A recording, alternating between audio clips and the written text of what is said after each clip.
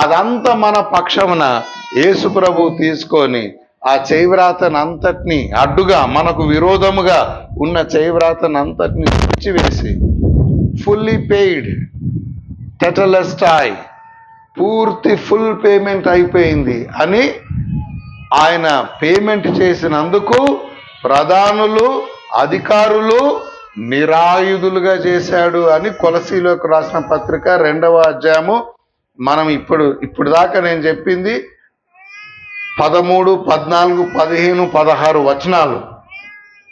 యేసు ప్రభు అట్లా ధర్మశాస్త్రం అంతా మన పక్షంన అది విధించిన శాపమంతా ఆయన తీసుకొని ధర్మశాస్త్రమును పూర్తిగా నెరవేర్చి, ఆయన మొదటి నుండే నీతిమంతుడు కదా, ఆయన హృదయమును యేసు ప్రభువును నమ్మితే మరలా రక్షణ అంటే ఏంటిదంటే మీరు అనుకున్నంత ఈజీ కాదు. రక్షణ ఎవడు పడితే వాడు పొందుతా అనుకుంటున్నారు. రక్షణ అంటే నూతన సృష్టి. నిన్ను నువ్వు సృష్టించుకుంటావా? మనమేం సృష్టికర్తలమా? కాదు కదా.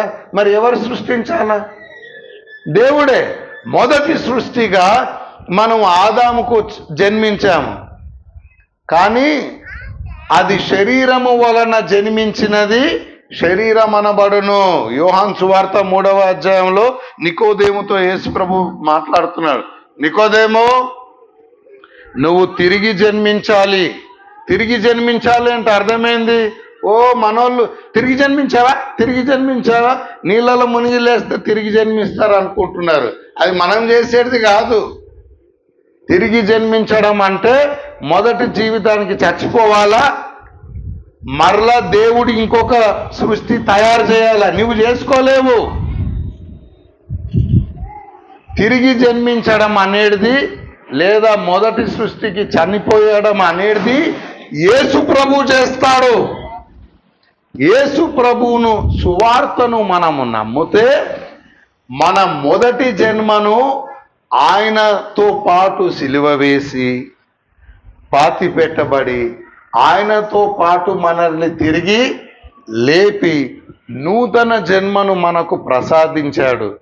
క్రీస్తు యేసునందున్నవాడు నూతన సృష్టి, పాతది గతించెను, సమస్తము కొత్తవాయను. ఇప్పుడు నువ్వు పాపివా నీతిమంతుడువా? సువార్త నమ్మితే ఎంతటి నీతిమంతులు?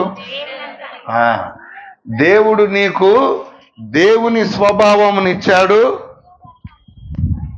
ప్రాచీన స్వభావమును రాతి గుండెను నీలో నుండి తీసివేసి దేవుని స్వభావము నీకు కలగజేశాడు. నూతన జన్మ మనకిచ్చాడు. మనం పాపులము కాదు, మనము నీతిమంతులము.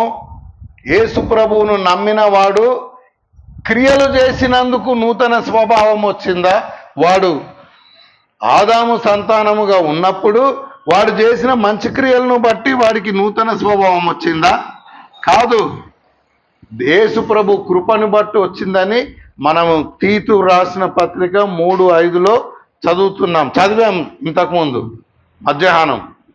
మనము నీతిని అనుసరించి చేసిన మన క్రియల మూలముగా కాక దేవుని కనికరము చొప్పుననే పునర్జన్మ సంబంధమైన స్నానము ద్వారా పరిశుద్ధాత్ముడు మనకు నూతన స్వభావము కలిగించుట ద్వారా మనలను రక్షించెను. అట్లా నీకు నూతన హృదయం వచ్చింది. క్రియలు చేసినందుక కాలే.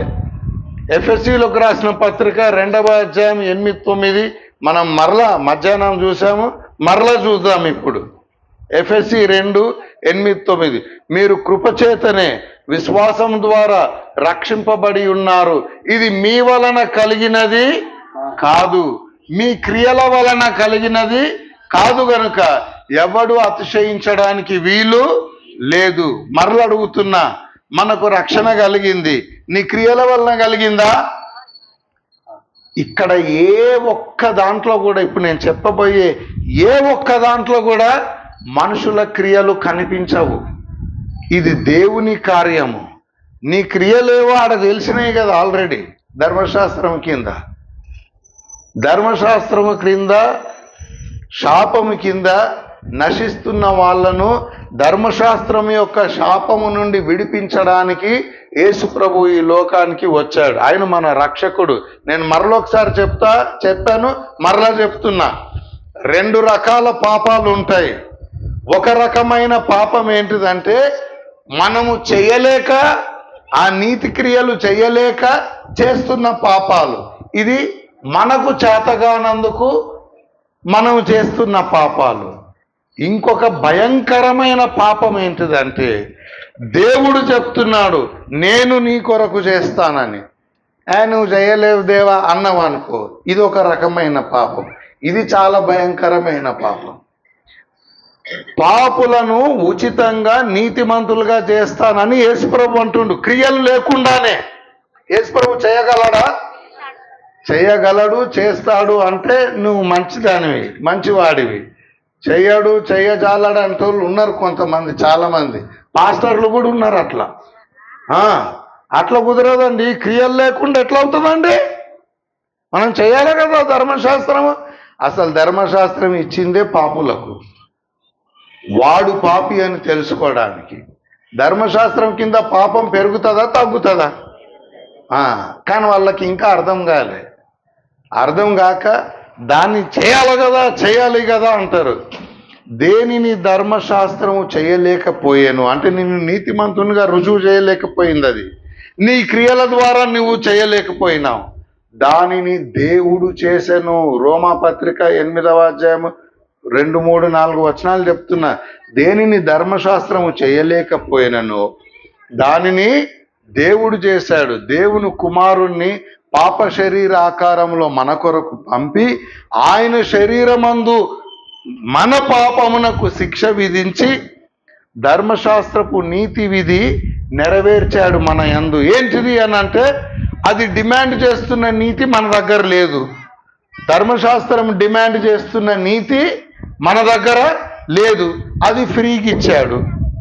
ధర్మశాస్త్రము మనకు విధించిన శాపము, దానిని ఆయన తీసుకొని సంపూర్తిగా నెరవేర్చి, ధర్మశాస్త్రము యొక్క నీతి విధి అంటే ఏంటిదంటే, ఒకటేమో దేవుని వంటి నీతి ఉండాలంటుంది, అది లేదు, అది ఇచ్చాడు. ఇప్పుడు ఇది ఇయ్యకముందు పాపం చేస్తున్నాం కదా, మనకు శాపం విధించింది. దానిని కూడా యేసు ప్రభు తన మీద తీసుకొని నెరవేర్చి, ధర్మశాస్త్రపు నీతి విధి మన యందు నెరవేర్చబడ్డది. ఎట్లా? మన శిక్ష ఆయన పొందాడు. అది డిమాండ్ చేస్తున్న నీతిని మనకు దేవుడు ఫ్రీగా ఇచ్చి ఈ రీతిగా మనల్ని రక్షించాడు. ఇందులో మన క్రియలు ఉన్నాయా? లేవు. ఇప్పుడు అంతేకాదు, ఈ నూతన హృదయం మనకిచ్చి, నూతన స్వభావం మనకు కలుగజేసి, దేవుడు నివసిస్తున్నాడా లేడా? నివసిస్తున్నాడు. ఆయన నీ ప్రవర్తన కరెక్ట్గా ఉందా? లేదు. ఇంకా నిన్ను నూతన సృష్టిగా చేసినా, నిన్ను పరిపూర్ణునిగా, సంపూర్ణురాలుగా చేసినాడు ఆయన. మంచి హృదయమే ఇచ్చాడు, పాతది తీసేశాడు. కానీ మన మైండ్ ఇంకా మారలే కదా. మన మైండ్ మనల్ని ఎంత గొప్పగా దేవుడు చేశాడో మన మైండ్ దానిని గ్రాస్ప్ చేయట్లే. ఇప్పుడు నేను ఎక్కడనో నేను చెప్పనులే, లేకపోతే అక్కడ ఉన్న వాళ్ళు విని నా గురించే చెప్పారని అంటారు కాదు. ఒక దగ్గర పాస్టర్స్ కాన్ఫరెన్స్ చేస్తున్నాను. పాస్టర్స్ చేసే పాపము చెప్తున్నా. అంటే వాళ్ళు చేస్తే ఏంది? యేసు ప్రభు శక్తిమంతుడు, నమ్ముతారా అంటే నమ్ముతామండి అన్నారు. యేసు ప్రభు పాపులను నీతిమంతునిగా తీర్చుటకు వచ్చాడు, నమ్ముతారా? నమ్ముతామండి. 2 కొరింథీ 5:21 మనము దేవుని నీతి అగునట్లు పాపం ఎరగని యేసు ప్రభు మన కొరకు పాపముగా చేయబడ్డారు, నమ్ముతారా? నమ్ముతామండి. క్రియలు లేకుండా దేవుడు మనకు దేవుని నీతి ఇస్తున్నాడు, రోమా 3:22 ప్రకారం, నమ్ముతారా? నమ్ముతామండి. ఆయన చేయగలడు ఏమన్నా. మరి నువ్వు ఆయన నమ్మినావా? నమ్మినానండి. మరి ఇప్పుడు నిన్ను దేవునంతా నీతిమంతుడిగా చేశాడా అంటే చేయలేదండి. నువ్వు దేవునంతా నీతిమంతుడు అంటే కాదండి. అంటున్నారు. ఎందుకు అంటున్నారు అట్లా? వాళ్ళు వాళ్ళ ప్రవర్తనను చూసుకుంటున్నారు. అదేంది, నేను దేవునంత నీతిమంతుడు కాను కదా అంటున్నాడు. కాదు సార్, బ్రదర్, మీకు అర్థం కాలే, మరలా మొదటి నుంచి వస్తాం. మనము పాపులము, అవునండి అంటాడు. మనల్ని దేవుని నీతి చేయడానికి పాపమెరుగని యేసు ప్రభు మన కొరకు పాపముగా చేయబడ్డాడు కదా. అవునండి, నిన్ను దేవుని నీతి చేయడానికే కదా ఆయన పాపముగా చేయబడ్డాడు. అవునండి, మనల్ని ఉచితంగా నీతిమంతులుగా యేసు ప్రభు తీరుస్తానంటున్నాడు కదా, వాక్యం ఉంది చూపించిన. అవునండి, మనల్ని నీతిమంతునిగా, దేవునంతటి నీతిమంతునిగా నమ్ము ప్రతి వానికి కలిగే దేవుని నీతి, అది చేసే సామర్థ్యం యేసు ప్రభుకు ఉందా? ఉందండి. మీరు నమ్ముతున్నారా? నమ్ముతున్నానండి. ఇప్పుడు మీరు దేవునంత నీతిమంతులు అంటే కాదండి. ఓరే, అర్ధగంట సేపు ఇదే అయింది. ఆయన ఏమంటున్నాడంటే యేసు ప్రభువుకు చేతనవుతుంది అంటాడు. నువ్వు నమ్ముతావా? నమ్మినావా అంటే నమ్మినా అంటాడు. నేను చేసిండా అంటే చేయలేదండి అంటే ఆయనకు చేత కాదు అంటున్నావా అంటే ఆయనకు అవుతుందండి, ఆయనకు చేతనవుతుంది. నువ్వు నమ్మినావా? నమ్మినానండి. అయినావా అంటే కాలేదండి అన్నట్టు. ఇది ఒక పెద్ద జోక్లాగా అయిపోయింది. మా తర్వాత ఇట్లాంటి వాళ్ళు ఉంటారు. మిమ్మల్ని ఇప్పుడు ఈ పాపం ఏంటిది అనంటే, యేసు ప్రభు చెప్తున్న దానిని యేసు ప్రభు చెయ్యలేడు అని అన్నట్టే. మిమ్మల్ని అడుగుతున్నా, మనల్ని దేవుని అంతటి నీతిమంతులుగా చేయడానికి, మనకు క్రొత్త జన్మ ఇవ్వడానికి, మనల్ని నూతన సృష్టిగా చేయడానికి, పాతది మనది గతించడానికి యేసు ప్రభు ఈ లోకానికి వచ్చాడు. మీరు నమ్ముతారా? నమ్మేటట్లేదు. నమ్ముతారా? మిమ్మల్ని కొత్త సృష్టిగా చేయడానికి యేసు ప్రభువుకు శక్తి ఉందని నమ్ముతారా? అసలు పాతది తీసేస్తాడు, మొత్తం కొత్తగా అయిపోతావని చేయడానికి యేసు ప్రభు వచ్చాడు. మీరు నమ్ముతారా? ఎన్నుకున్న వాళ్ళు మరి మిమ్మల్ని నూతన సృష్టిగా చేశాడా?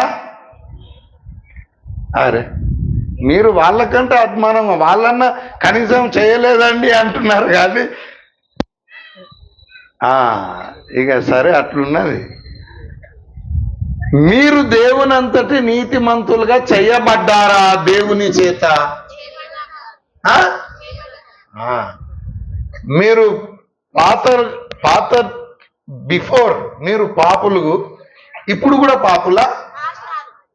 కాదు, మనము నీతిమంతులము, మనము పరిశుద్ధులము, మనము దేవుని పిల్లలము. మనలో మచ్చ, మడత, కలంకము, అటు విధమైన ఏ దోషమో ఉందా లేదా? అది లేదు. ఇప్పుడు ఉందంటే ప్రాబ్లం అవుతుంది. చెప్తా ఎందుకో. ఇప్పుడు చదవండి ఒకసారి వాక్యం. ఎఫ్ఎస్సి 5:22. ఒకసారి ఎఫ్ఎస్సి 5:22. అదే ఇప్పుడు భర్తలారా మీ భార్యలను ప్రేమించుడి అని యేసు ప్రభు ఎట్లా ప్రేమించాడు సంఘాన్ని, ఎందుకు, ఏం చేశాడు అని 27. క్రీస్తు కూడా సంఘమును ప్రేమించి అది కలంకమైనను ముడతైనను అట్టిది మరి ఏదైనను లేక. ఇగో యేసు ప్రభు సంఘమును ప్రేమించి దానిలో అంటే యేసు ప్రభువును నమ్మిన వారిలో కలంకమైనను ముడతైనను అట్టిది మరి ఏదైనను లేక పరిశుద్ధమైనది గాను నిర్దోషమైనది గాను మహిమగల సంఘము గాను ఆయన తన ఎదుట దానిని నిలువబెట్టుకొనవలనని, ఆయన దేవుని ఎదుట మనల్ని నిలవబెట్టవలనని వాక్యముతో ఉదక స్నానము చేత దానిని పవిత్రపరిచి పరిశుద్ధపరచుటకై దాని కొరకు తన్ను తాను అప్పగించుకొనెను. యేసు ప్రభు ప్రాణం పెట్టాడు మనల్ని ఇట్లా చేయడానికి. ఆయనకు చేతనవుతుందా? అవుతుందా? మీరు నమ్మినరా? చేసిండ్రా మిమ్మల్ని? మళ్ళా అతనిలాగా చేయలేదండి అంటారా? చేశాడు. మడత లేదు, మచ్చ లేదు, కలంకము లేదు. ఇప్పుడు మీ ప్రవర్తన విషయం వస్తాము, కానీ ఫస్ట్ యేసు ప్రభు చేశాడు. ఇది మనం అర్థం చేసుకోవాలి. మనం ఎందుకు ప్రవర్తిస్తలేమో నేను ఒకటి చెప్పినాను, మరలా చెప్తాను. ఒక్కొక్కసారి ఒక్కొక్క రీతిగా చెప్తాను, కానీ వీడియోస్ ఉన్నాయి కొన్ని. కానీ సరే, ఇప్పుడు చెప్తా ఇంకొక రీతిగా. ఒక ఆయన ఏం చేశాడంట, ఆయనకు గద్ద ఉంటుంది కదా, పక్షిరాజు, దాని గుడ్డు దొరికింది ఆయనకు కోళ్ళ ఫామ్ ఉంది కాబట్టి ఆ గుడ్డు దొరికింది కదా, దాన్ని వేస్ట్ ఎందుకు చేయాలని ఒక కోడి కింద పెట్టాడు ఆ గద్ద గుడ్డును. ఆ మిగతా గుడ్లతో ఆ గద్ద గుడ్డును కూడా పొదిగి ఇప్పుడు గద్ద పిల్ల పుట్టింది. అది పుట్టినప్పటి నుండి కోళ్ళ మధ్యలోనే ఉంది. కోళ్ళలాగా నడుస్తుంది, క్లొక్ క్లొక్ క్లొక్ అనుకుంటా, కోడి తిన్నట్టే తింటున్నది, నీళ్లు తాగుతుంది. కోళ్ళు ఇట్లిట్లా కాళ్ళతో గీకుతాయి చూడు భూమిని, అట్లా గీకుతుంది. అన్ని కోడి శాస్త్రాలు చేస్తుంది అది. ఎందుకు? అది కోళ్ళ మధ్యలో ఉంది. కానీ అదేమిటి? గద్ద. దాని జన్మనేమో గద్ద జన్మ. అది అనుకుంటుందేమో నేను కోడిని, కోళ్ళ మధ్యలో ఉన్నా కదా, నేను కోడిని అని అది అనుకుంటుంది. కాబట్టి కోళ్ళు ఎగరవు. మరి ముఖ్యంగా బ్రాయిలర్ కోళ్ళు అసలే ఎగరవు, ఉన్న దగ్గరనే ఉంటాయి. మీ ఊరి కోళ్ళు అనుకునేరు బ్రాయిలర్ కోళ్ళు, అవి ఎగరవు, ఇది ఎగురుతలేదు. ఇప్పుడు నాకు చెప్పు, ఇది ఎందుకు ఎగురుతలేదు? ఇది గద్ద కాదా? అది గద్దనే, కానీ అది నమ్ముతుంది ఏమిటి? నేను కోడిని అని నమ్ముతుంది. కోడిని అని నమ్ముతున్నందుకు అది కోడి అవుతుందా? కాదా? కోడిలాగా నడుస్తే కోడి అవుతుందా? కోడిలాగా తింటే కోడి అవుతుందా? కోడిలాగా ఎగరకుండా ఉంటే కోడి అవుతుందా? కాదు, గద్దనేనా? మీరు లోకస్తుల్లాగా నడుస్తే లోకస్తులా? ఎవరు? మనము లోకములో నుండి తీయబడ్డాము, వేరు చేయబడ్డాము. మనము పాపులు ఏ క్రియలు చేస్తుంటారో అట్లాంటి పాపపు క్రియలు మనం చేస్తున్నాం. ఇది గద్ద, కానీ ప్రవర్తన ఎట్లుంది? కోడిలాగుంది. నువ్వు దేవుని బిడ్డవే, కానీ ప్రవర్తన ఎట్లుంది? మిగతా లోకస్తులు పాపులు జీవించినట్టు ప్రవర్తిస్తున్నావు. అయితే నువ్వు పరిశుద్ధురాలవా కాదా? నీతిమంతుడువా కాదా? దేవునంతటి నీతిమంతుడవా కాదా? నీ ప్రవర్తనను బట్టి నీ గుర్తింపా, లేదా నీ జన్మను బట్టి నీ గుర్తింపా? అబ్బా, ఏం చెప్తున్నారు? ఎన్నుకున్న వాళ్ళంతా నరకం పోయేటట్టున్నారు, చెప్తలేరు గట్టిగా. చెప్పండి, మీ ప్రవర్తనను బట్టి మీ గుర్తింపు వస్తుందా? మీ జన్మను బట్టి మీ గుర్తింపు వస్తుందా? జన్మం బట్టే మన గుర్తింపు. ధర్మశాస్త్రం కింద ఉన్నవాడు ఎంత ఆ క్రియలు చేయడానికి ప్రయత్నం చేసినా వాడు జన్మం బట్టి ఎవరు? పాపి. ఇప్పుడు ప్రవర్తనను బట్టి నీతిమంతుడు అవుతాడా? అవలేడు. అట్లాగే ఇప్పుడు మన జన్మ నూతన జన్మ, పాతది గతించెను, సమస్తము నూతనమాయెను. ఎఫ్ఎస్సి 2:10 కూడా చదువుదాం ఒకసారి. ఎఫ్ఎస్సి 2:10. ఇప్పుడు మనము ఎఫ్ఎస్సి 2:8-9 చూసాము. మనము క్రియల వలన రక్షణ పొందలేదు, దేవుని కృప వలన మనం రక్షణ పొందాము. అతిశయించడానికి వీల్లేదు. 10వ వచనం చదువుదాము. మరియు వాటి యందు మనము నడుచుకొనవలెనని. అంటే దేవుని బిడ్డలు దేని యందు నడుచుకోవాలి, ఎట్లా నడుచుకోవాలి అని, మరియు మనము వాటి యందు నడుచుకోవాలనని దేవుని బిడ్డల కొరకు ముందుగా సిద్ధపరిచిన సత్క్రియలు చేయుటకై మనము క్రీస్తు యేసునందు సృష్టింపబడిన వారమై. ఏంటిది? సృష్టి అంటేనే దేవుడు చేస్తాడు, సృష్టికర్త చేస్తాడు. సృష్టము చేసుకోలేదు కదా తనను తాను. మనము దేవుడు సిద్ధపరిచిన క్రియలు చేయాలనంటే ఆ పాత జన్మ పనికిరాదు. మనము చేయవలసిన క్రియలు చేయాలనని ఆయన ఉద్దేశించిన క్రియల కొరకు మనల్ని క్రీస్తు యేసునందు సృష్టింపబడిన వారమై ఆయన చేసిన పని అయి ఉన్నాము. అసలు ఇంగ్లీష్లో చాలా బాగుంటది, గ్రీక్లో కూడా అట్లనే ఉంటది. ఎట్లుంటది అంటే దేవుని చేతి పని. ఎవరన్నా చేతి పనులు చేస్తారు చూసినా, కుమ్మరి కానీ లేకపోతే ఇంకేదన్నా క్రాఫ్ట్ వర్క్ చేస్తారు చూసావా, చేతి పని. దేవుడు సృష్టిలో దేవుడు ఇంతవరకు మాటతో కదా సృష్టించాడు, అంతా లేదు చేతులతో చేశాడులే ఆదామును అనొచ్చు, పోనీ అట్లా కూడా అనుకుందాం. కానీ దేవుడు చేసిన పనులలో మాస్టర్ పీస్ అంటే ఎవరంటే క్రీస్తు యేసునందు సృష్టించబడిన మనము. మనకంటే పెద్ద సృష్టి, గొప్ప సృష్టి చేయలేదు. మనల్ని సృష్టించడానికి దేవుడు తన స్వరక్తము కార్చి సంపాదించాల్సి వచ్చింది మనల్ని.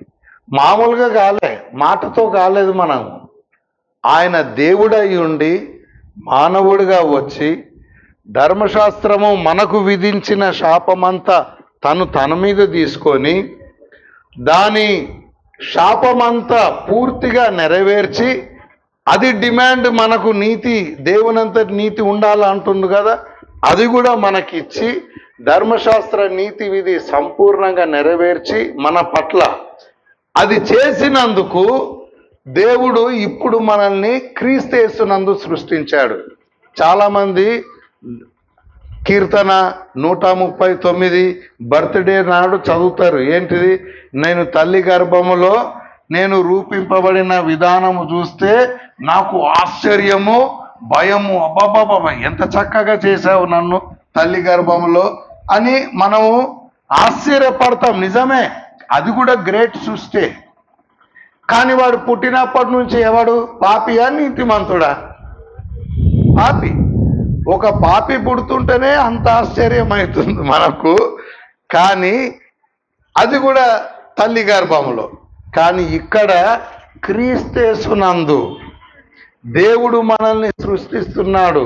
పాపినా నీతిమంతున్నా? దేవుని పోలికల్లో ఉన్న వ్యక్తినా లేకపోతే ఆదాము పోలికలో ఉన్న వ్యక్తులనా? దేవుని పోలికలో ఉన్న వ్యక్తిని, నిన్ను నన్ను సృష్టిస్తుంటే నీ నూతన జన్మ గురించి నీకు ఆశ్చర్యం లేదెందుకు? ఎంత సంతోషించాలి, అసలు నువ్వు ఎంత గొప్ప వ్యక్తివి. కానీ చాలామంది దేవుని బిడ్డలకు వాళ్ళు ఎవరో వాళ్ళకి ఇంకా తెలియదు. ఆరాధన చేయమంటే ప్రభువా నేను పందిని, నేను కుక్కను, నేను అట్లా చేసిందా నిన్ను?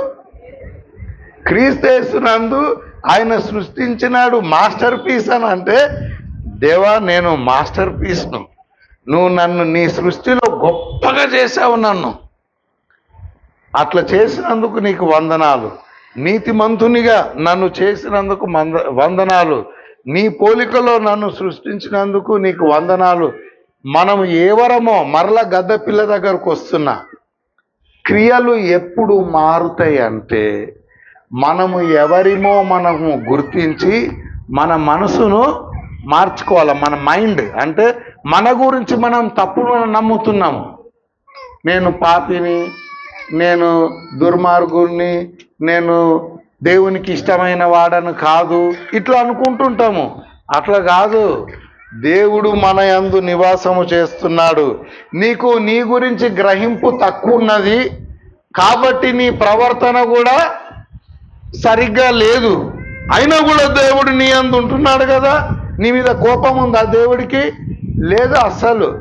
నీ ప్రవర్తనను బట్టి ఇప్పటి వరకు మనం ఇంత మాట్లాడుకున్నాం కదా, ఇవన్నీ మేలులు నీ ప్రవర్తనను బట్టి చేస్తుండా, ఆయన కనికరమును బట్టి చేస్తుండా?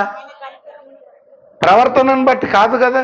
మరి ఇప్పుడు ఎందుకు నీ ప్రవర్తనను బట్టి ఆయన కోపం వస్తుంది అనుకుంటున్నావు? రాదు.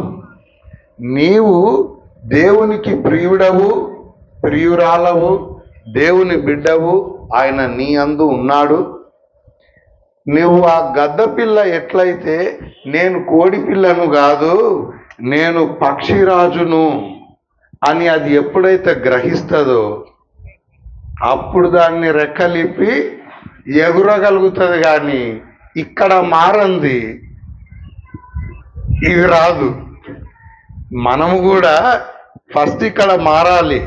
నువ్వు నీతి ప్రవర్తన ఎప్పుడు వస్తుంది? నువ్వు నీతిమంతుడవని నమ్మినప్పుడు కదా. ఫస్ట్ నువ్వు పరిశుద్ధుడవు, మచ్చ మడత కలంకము లేని వ్యక్తివి, దేవుని పోలికలో ఉన్నావు. అబ్బే ఎట్లున్నానండి, నన్ను చూస్తే నాకు అట్లా అనిపిస్తలేదు. నువ్వు కాదు, దేవుడు చేశాడు అట్లా. ఆయనకు కూడా చేత కాదు అంటున్నావు మరలా? చేశాడు కూడా. నాకే గ్రహింపు ఇంకా అవ్వట్లేదు అని గ్రహించి, రోమా 12లో ఉంటుంది, మీరు మనసు మారి రూపాంతరం. ఎట్లా అంటే మీరు దేవుని పిల్లలు కనుక మీరు మీ దేహమును సజీవ యాగముగా ఆయనకు సమర్పించుడి. అచ్చా, సమర్పిస్తాను సజీవ యాగంగా. ఎట్లా సమర్పించాలబ్బా అని అంటే ఫస్ట్ నీ మనసు మారి అంటుండు. ఫస్ట్ నీ మైండ్ మారాలా. నువ్వు ఎవరు? ఎంత నీతిమంతురాలవు? ఈ క్వశ్చన్స్కు రాంగ్ ఆన్సర్ ఎప్పుడు ఇవ్వద్దు. అది నిన్ను బట్టి కాదు, నీ స్థితి, నీ జన్మ కూడా నీ క్రియలను బట్టి కాదు కదా, యేసు ప్రభువుని బట్టి కదా. మనం ఎవరిమో మనం గట్టిగా తెలుసుకొని మన మనసు మారి చేంజ్, మన బిలీఫ్స్, మన నమ్మకాలు మారాలి. వాక్యానుసారమైన నమ్మకాలు కలిగి ఉండి దేవుని ప్రేమలో వేరుపారి స్థిరపడితే అప్పుడు వస్తాయి క్రియలు. అప్పటిదాకా మీరు క్రియల గురించి మాటలు బంద్ చేసి యేసు ప్రభు ఏం చేశాడో అది తెలుసుకొని అందుకొరకు బైబిల్ చదివి దాని యందు ఆనందిస్తూ యేసు ప్రభునందు మనం అతిశయిద్దాము. తన్నుకుంటూ వస్తాయి క్రియలు తర్వాత. కానీ ఫస్ట్ ఇది చేయాలి మనం. దేవునికి స్తోత్రం. God bless you all. Thank you very much అండి.